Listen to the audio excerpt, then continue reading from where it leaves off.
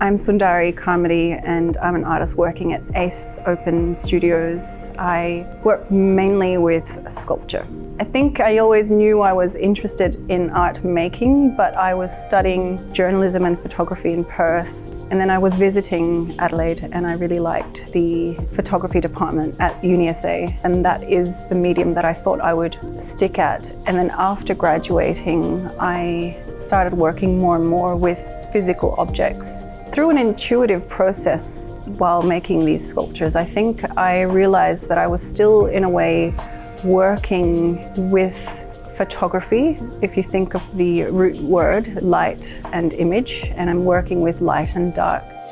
I work with a broad range of media and I have a broad range of references, and I'm always listening to podcasts or reading books and taking note of things that jump out at me. So I'm interested in astronomy, botany, even mythology, and the ideas that jump out at me are ones that relate to things that we can't see, things that we can't detect, things that are at the edge of perception. I often look through science journals or architectural magazines, and sometimes there'll be a form I find that somehow helps me to create a shape or give form to an idea that I was looking at the same time.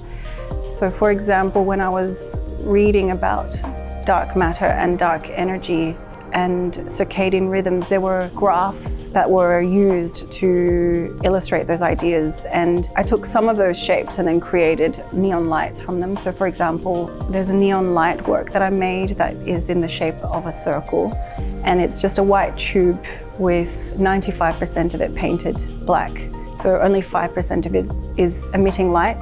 That ratio is borrowed from the idea that everything that we can see in the universe is only 5% of what is actually there.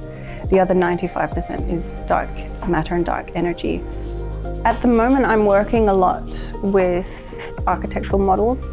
I've become more and more interested in sacred spaces, cosmic spaces. For me, that's another way of exploring the unknown. A studio space is somewhere that we can collect material and make a mess and make mistakes and experiment, and having a studio space has made a really big difference to the way I work. Before moving into the ACE studio during lockdown, I was just working at home, and it gives permission to make a mess, to test things out. I think as an artist it can be quite lonely how we work, so it is nice to have a sense of community, having a workplace to come to and having colleagues to be able to talk to or unwind with. That's been a really great benefit to working here at ACE.